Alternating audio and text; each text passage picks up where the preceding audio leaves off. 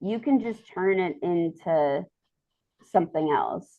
And it's also can be kind of funny to uh we know we're trying to make comedy and we're starting in a really sad place, or you can twist it.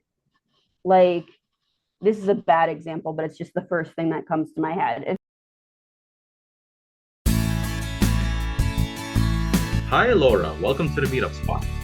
Hi, thanks for having me. So I guess sunny day in New York. Yeah, the weather's been really good here for the past couple weeks. I hate winter, and it's really nice to just be able to go outside and not have to like put a bunch of other stuff on. Hmm, And is there traffic because Nick's?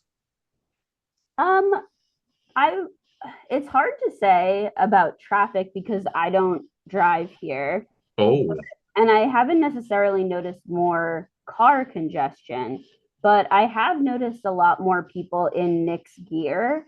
And I think like around where they play, I've seen some videos of pretty crazy crowds, hmm. but I haven't been hanging out in that area.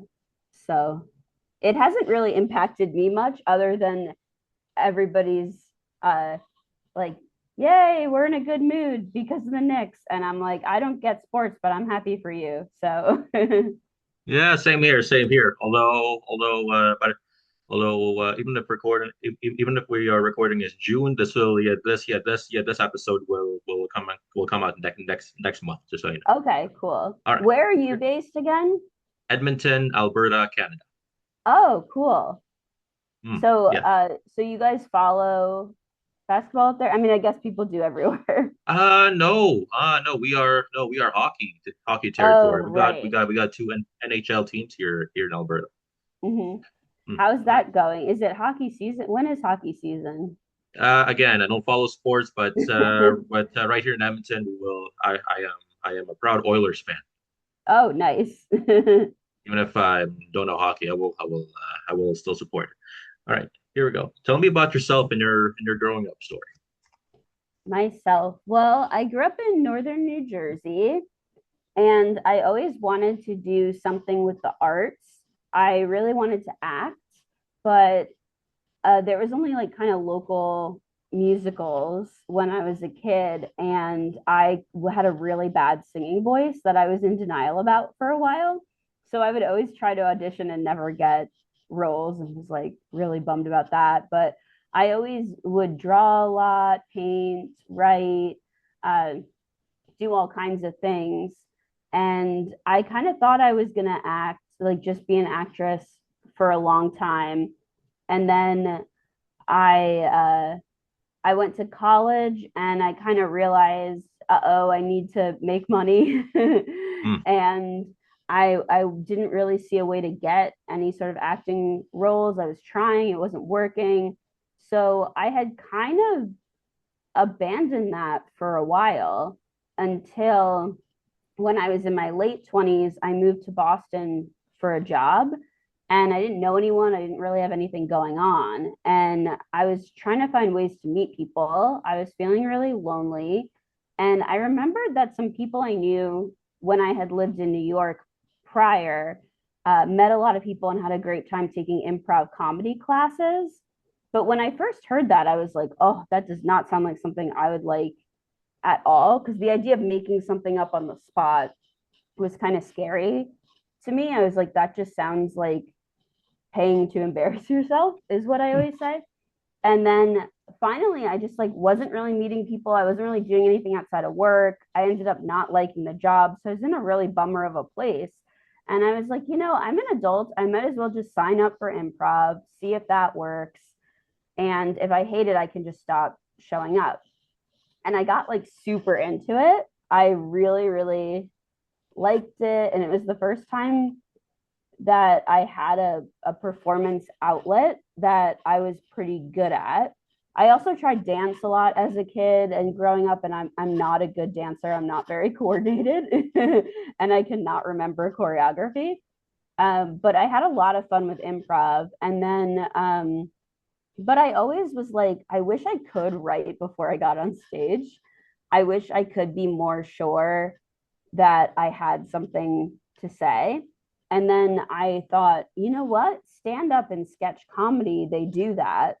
Why don't I just do that? And I didn't really know that much about either. I definitely was not a stand up nerd growing up like a lot of comedians are. I didn't see a lot of it. I didn't really know how big it was. And I just started going to like open mics around Boston and then doing indie shows and doing more and more. And now I don't really do improv anymore, but I do a lot of stand up, sketch. I write things like shorts and put them on YouTube and Instagram and all that. So yeah, so it's a lot of figuring out and doing stuff you never thought. Yeah, you never thought you'd be interested. That's Yeah, yeah. yeah. Mm. Yeah, I'm glad that it all came together and I did find what I'm really passionate about. It took me till later in life than a lot of people, but that happens. Mm, yes, and when we were trying improv and comedy, were you going with thoughts? It's kind of surreal, and hey, I've never tried. I've never been a fan of this growing up, and it's just and it feels surreal that I'm doing this. Have you ever had any thoughts of that? Yeah, totally. Because a lot of comedians I meet, they were obsessed with it growing up. Like they were big comedy nerds and have encyclopedic knowledge of different stand-ups and SNL and this and like late night TV. My parents were kind of strict and I went to bed early when I lived under their roof. So I didn't watch like late night TV or SNL really, because I think that came on pretty late too. And I would occasionally see stand ups on Comedy Central, but I didn't know that that was really like a thing in and of itself that people were pursuing. I thought they were just kind of actors doing reading something or like that they this is just kind of a one-off performance. I didn't realize that stand-ups really hone their jokes for years and years and years until I started doing it myself because I knew a few famous stand-ups, but I mostly knew them through something else. Like Jerry Seinfeld, I knew him through his show, and I wasn't really that familiar with him like as an actual stand-up.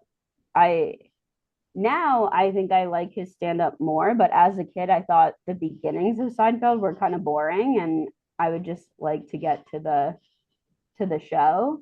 And like I knew of like Amy Schumer, but I knew of her for her sketch show, and I knew of Dave Chappelle, but I knew of him through his sketch show too.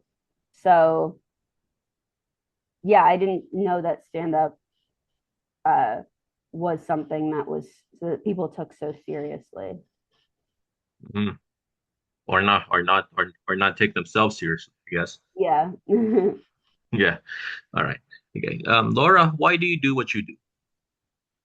Well, I just enjoy doing it, to be honest. I don't really have a super deep reason for doing it. It's more that I enjoy writing, I enjoy performing. I love how comedy you can bring the two together.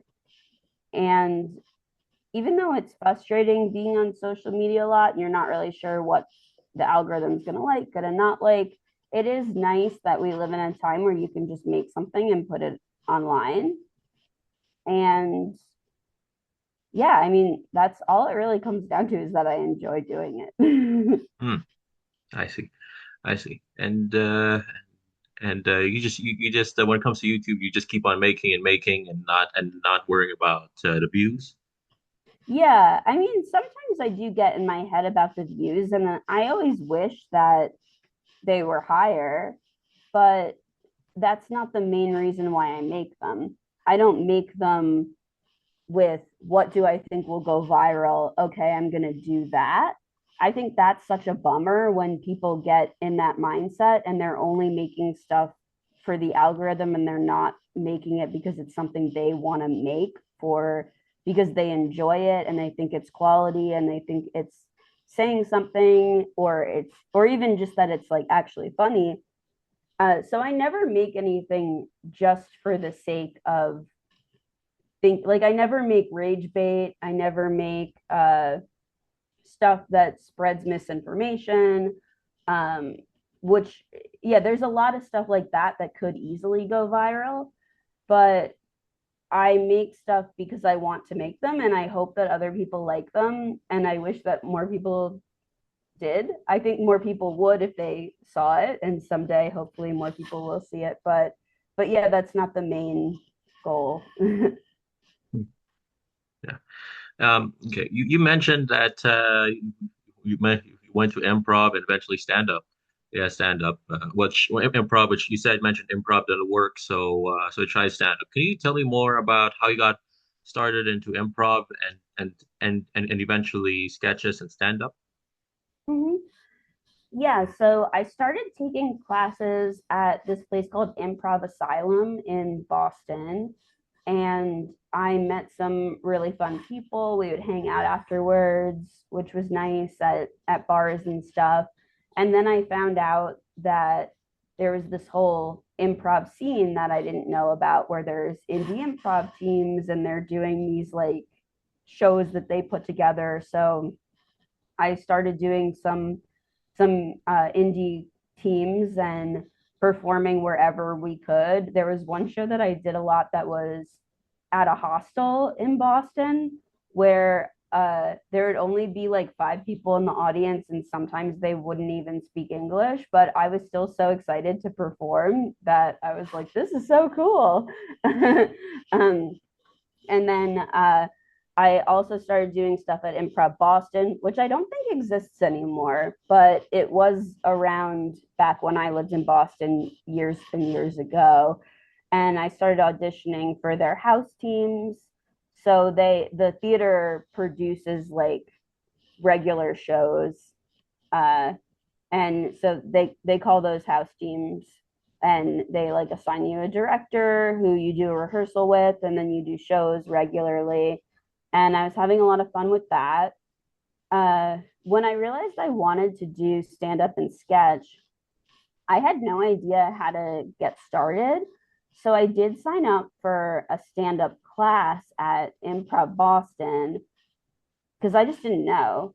But a lot of stand ups kind of look down on taking stand-up classes because it is an art form that you really only get better at by doing it. And I think if classes are affordable, it's like not such a big deal, but there are some people who in comedy in general will promote these like really expensive classes and not really teach you that much. The best way to just get into stand up is going to a lot of open mics. But the thing that was good about the class is it did get me used to writing, and then I would do the things that I wrote in front of the class before taking it to an open mic, which actually was helpful for me in the start. So I'm not completely negative against classes like some stand up comedians are. I think they can sometimes be useful. Don't pay a crazy amount for them because everything about joke structure you can learn online if you if you want to look that up too, if the classes in your area are not affordable. And just going to open mics is the most important thing, and just like really honing your jokes and your craft. It takes a longer time than people think to get used to get good at stand up. Before I did it, I thought that stand ups were either just like talking off the top of their heads or would write something in advance and then never do it again because they wouldn't want the same people to see it. But actually, what I learned, which is cool, is stand ups really refine the same jokes for years and years and years. So by the time you see a special on TV, that person has probably told those jokes hundreds of times and they change little words or the way they say them, and they take note of like, does this get a better reaction or a worse reaction? What if I add a little movement to it? What if I change the movement? So, and then it's just you progressively get booked on actual shows and better shows, and that's kind of how it works. That is one heck of an experience. Yeah. So at first, what turned you away from improv and what were your problems with improv that made you want to quit improv and go with stand up instead? Well, with improv, I would sometimes have really fun shows where everything just came together and we all had a good time. And I would also have some really bad ones. And my ratio of good to bad was not as high as I wanted it to be. Like there were times where there was a particular scene that I just couldn't figure out what I should say in. And you're in front of a bunch of people and you don't know what to say. And that's kind of a stressful feeling. And sometimes, like, you just, you're just, you can tell it's going bad and you're kind of flailing and you're just like reaching for anything and you end up saying something really stupid. And I would get really embarrassed about that. So even though stand up doesn't go well for anyone 100% of the time, it still is, I think, a little bit easier than improv because you're keeping track of what jokes normally do well. And then, like, if you're trying new stuff in front of a real crowd, usually you will put it in between stuff that you have a pretty good idea will work. And for the most part, your sets don't go as bad as an improv set can go if you just can't figure out what's going on, like how to make it better. And I mean, every once in a while, a stand up set just you do completely bomb, but I don't know, it just doesn't feel as bad to me as bombing at improv did. Because it doesn't feel like I'm quite as out of control.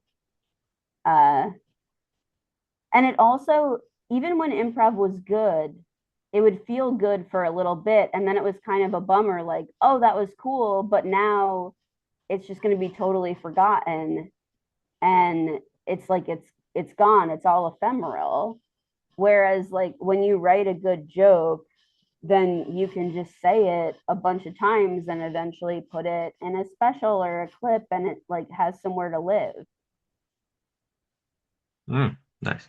And speaking of improv, Boston, if you remember that scene in Ted 2, you've seen Wahlberg and McFarlane as Ted yell out sad suggestions in an improv. Has Have you ever dealt with that experience during improv? The people suggesting really sad, sad experiences.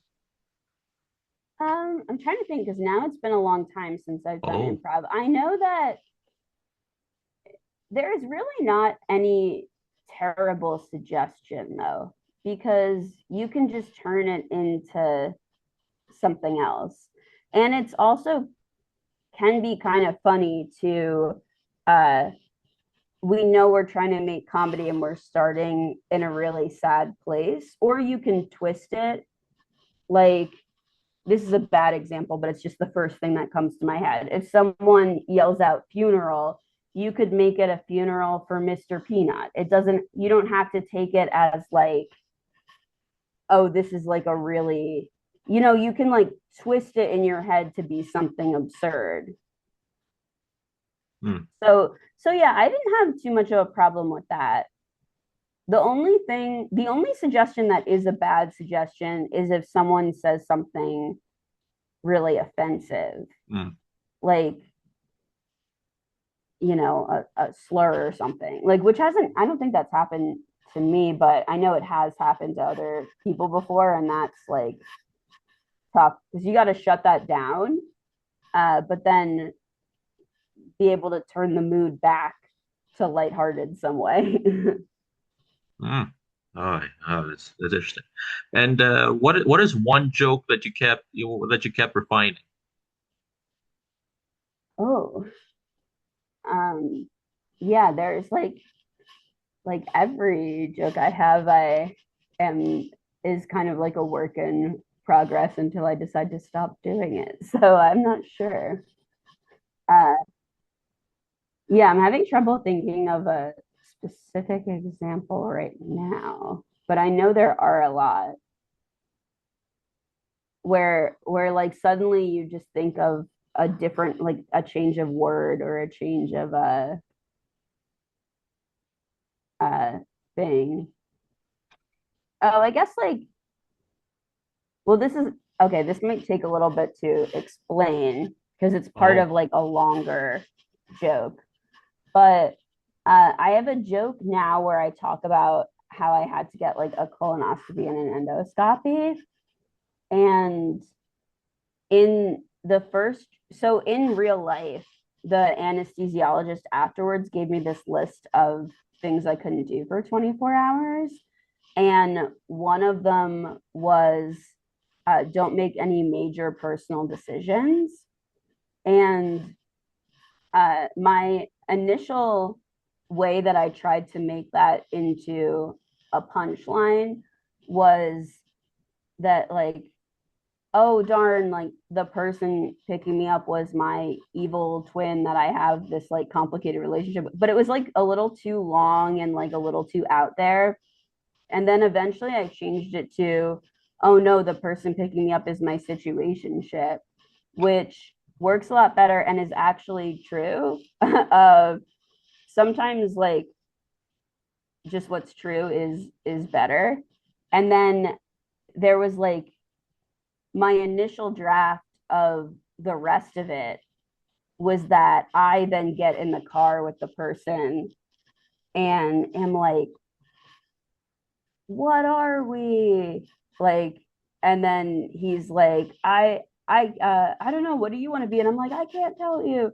But then and that worked a little bit, but not quite as good as when I ended up switching it to I get in the car and he goes, what are you? Oh, does this mean we are something? This is like big to pick you up from a doctor's appointment. And I go, a very important man told me I can't tell you for 24 hours. And that's been working a lot better. I just thought of it because it's a more recent thing.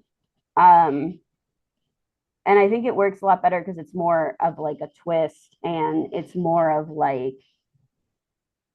uh, sorry, I'm getting a little bit like mixed up with my thoughts, but okay. That's you get what I mean. okay. Well, sure. So okay, what made you think that comedy is the right place for you?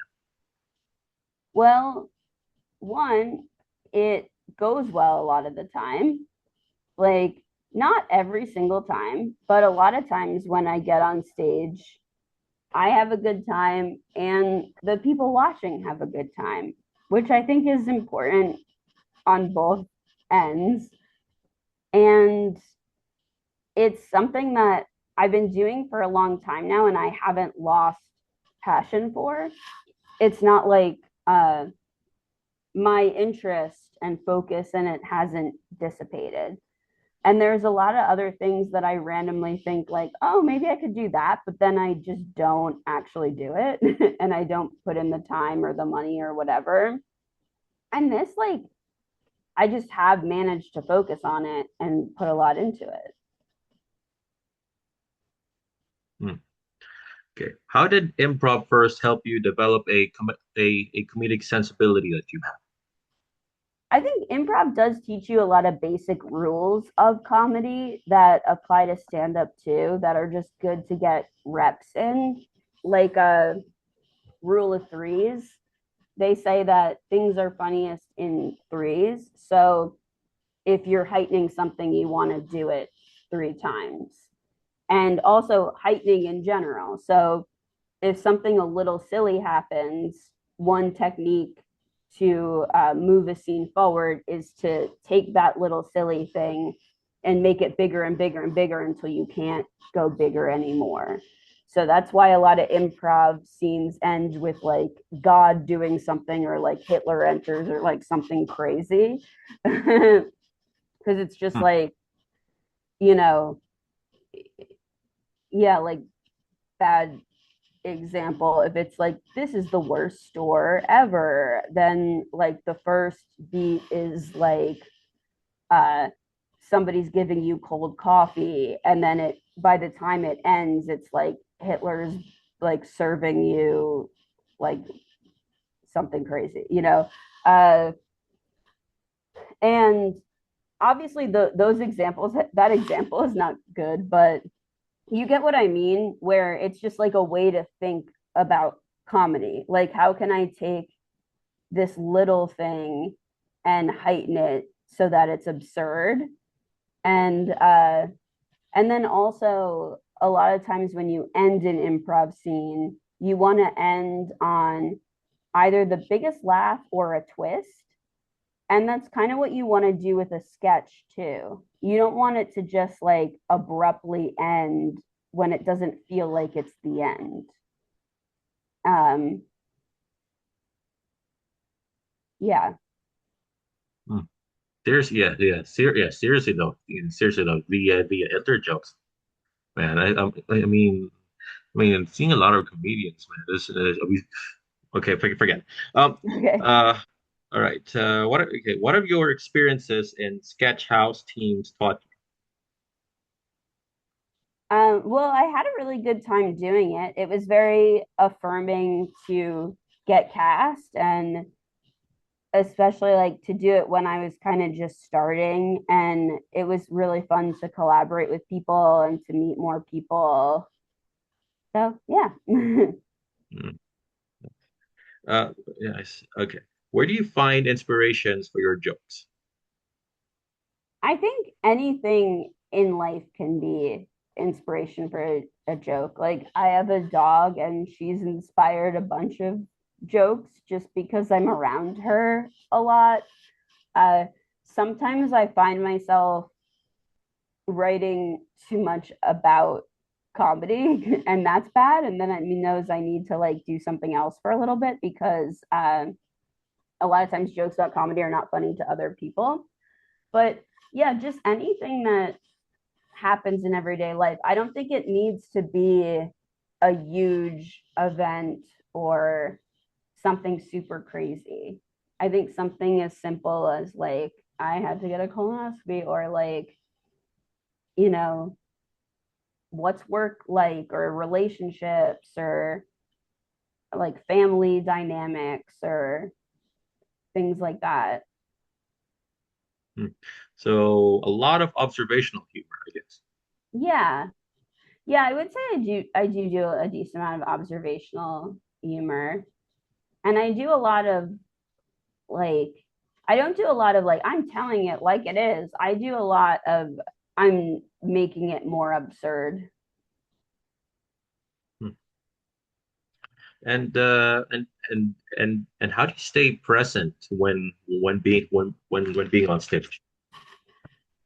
For whatever reason, when I'm on stage, it's a lot easier to be present than in other situations. I have a lot of trouble being present in everyday life, but I think when I'm on stage, the adrenaline kind of forces me to be present because even though I've been doing this for a long time, there still is a certain nervousness and a certain adrenaline when you are about to get on stage that like, oh, this might go really badly Hmm. or it might go really well, and you just feel kind of locked in a way that I don't always feel. So that's another reason just why I enjoy doing it, is I'm just able to lock in a way that I'm not always able to lock in life.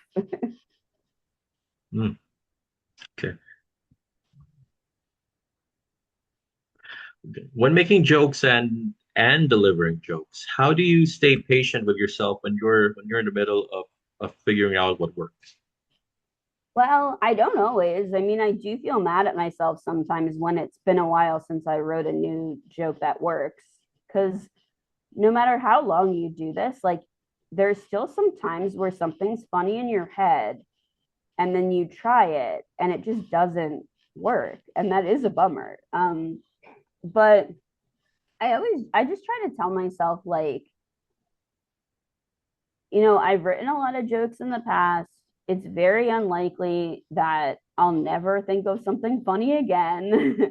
I have to just keep trying. And sometimes I can think of ways to adjust something that isn't funny to other people and make it work eventually. And sometimes I have to just let it go and think of other stuff to talk about. I see. I see. Oh, all right. So I guess so. How did the concept of Shannon the Millennial Witch come together? Well, I always really liked watching Sabrina the Teenage Witch growing up. And I know there was a reboot of it, but it was more of a drama, not a comedy. And I haven't seen a comedy that's like a sitcom um, that has like a magical element that I've personally gravitated to in a while. So I wanted to make something like that. And I also wanted to make it about an older character. One, because I am older, and I wanted to play the part. But two, because I feel like um, there's just not that much that I find in like regular TV and movies of older women that I relate to, because a lot of them are like uh they're super super successful in their jobs already, and their life is really together, and they have kids and a husband, and that's not what my life is like. Or if there's a character that's not really together, they're way younger. But in my life, and also in a lot of people that I know now, it's like we're not reaching all those like quote unquote adult milestones that people in the past always reached by a certain age. So I wanted to make something where it's like she's my age and like things are still messy, and she's still like figuring out who she is and where she belongs and what's going on with everything. Hmm. Seriously, I watched this one. There's a lot of dry humor. Yes. See, Yeah, I that is like just dry a style I gravitate toward for whatever reason. Even when I feel like I'm being really expressive, sometimes people are like, you're being so dry.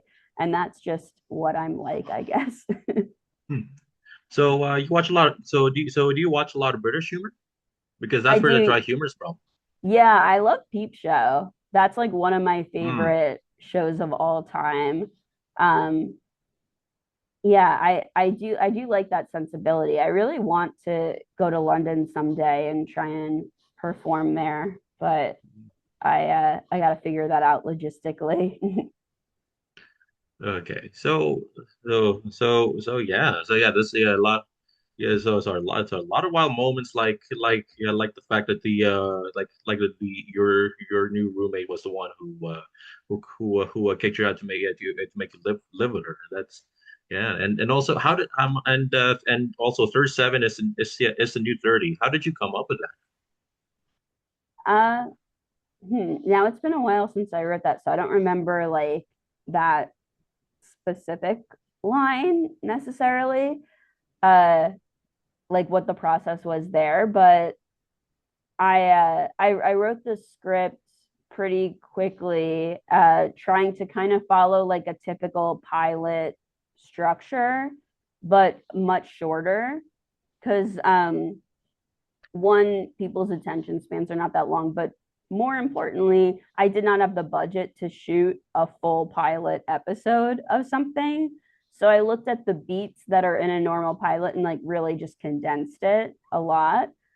The script was about 9 pages, and it was kind of surprising that the first episode only came out to 6 minutes, because normally they say a page is about a minute of screen time.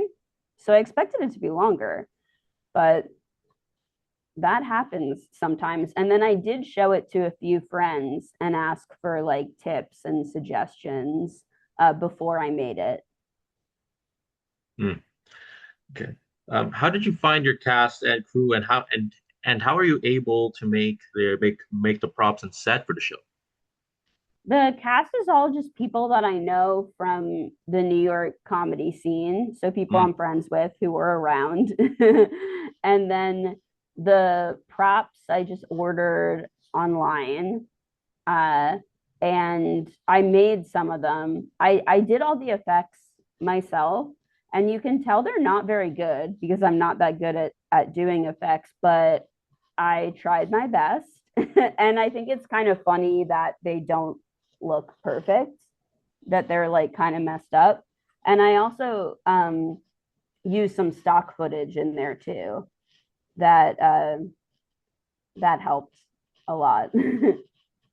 I see. I see. And how did you do the practical effects? Not bad, by the way. Oh, thank you. The frog talking, it actually is not fully animated. It's just so quick that it looks like it is. Where in Photoshop, I would export like a still image from Premiere, and then in Photoshop, using like I'd copy the mouth, put it on a different layer, use like the transform tool to warp it and stuff like that to make it look like the mouth is open. And then I looked at the sound wave in Premiere, and every time it was big, I put the picture of the open mouth. And so it looks like it's moving, but it's not actually moving. I see. Tough for people these days to find jobs. If they want to go the same path as you, what are the things they can do right now to practice?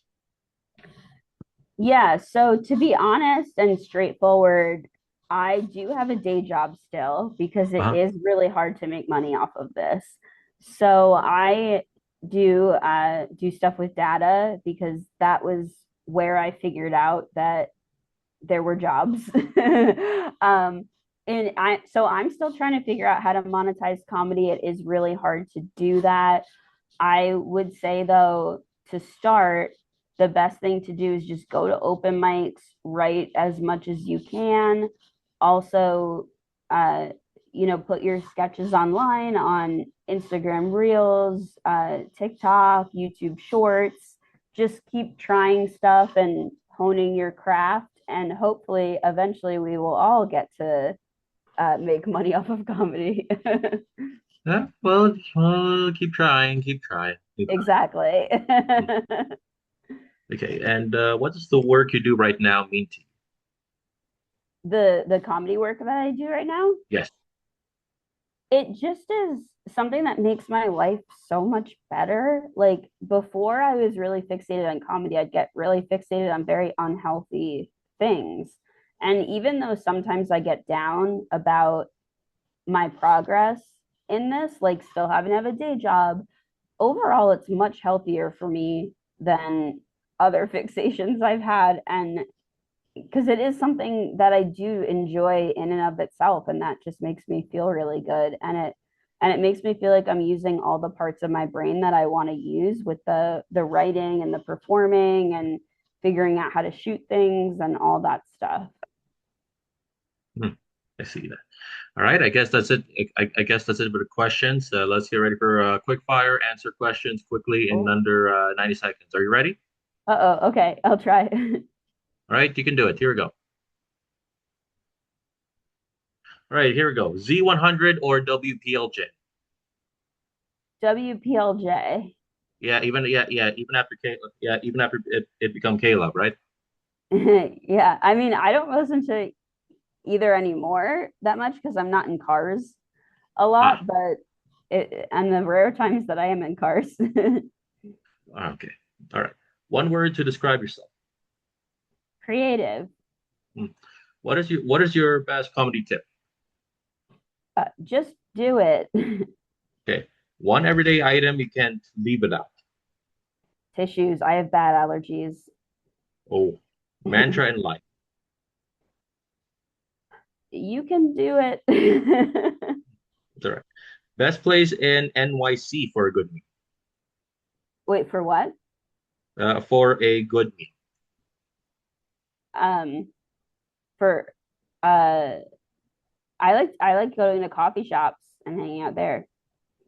Hmm. Best place in the state of New York to go road tripping or travel. Oh, I haven't really gone on many road trips throughout the state of New York. So I don't know. Hmm. People seem to love the Catskills. I've never been there. One song that uplifts you. Oh, I like old school songs like like Baby One More Time.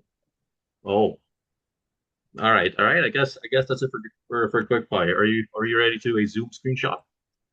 Okay, wait, what is that? Just a simple screenshot. Look at the camera. We could do a screenshot for the yeah, Oh, for the thumbnail. oh, okay. I just look into the camera. All right, here we go. Right.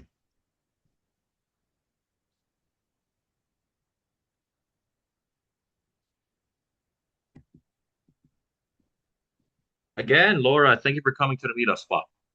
Thank you for having me. This was fun. All right, and anywhere we can, and any last thoughts or comments? You can find me on Instagram at Passive Abrasive. I'm also at Passive Abrasive on TikTok and on YouTube at youtube.com/Laura Merli Comedy. So whatever your platform of choice is, I'm on there. I'm also on Threads, which is fun. Yeah, seriously, yeah, seriously though, why a passive abrasive? I just thought it sounded funny. A lot of people Oh, think it means more than it does, that I'm mean or crazy, but I got that handle back in the day when people weren't using their real names. Like, remember how it used to be uncommon to use your real name on websites? It was just like, oh, you got to have a fake thing. So now I'm kind of like, oh, I wish I was just Laura Merli. So it'd be easier to find. But my display name is Laura Merli. So I think you can still find me somewhat easily on there. hmm. And yeah, yeah, I guess that's it. Thank you for coming to the meetup spot, Laura. Of course. Thanks for having me.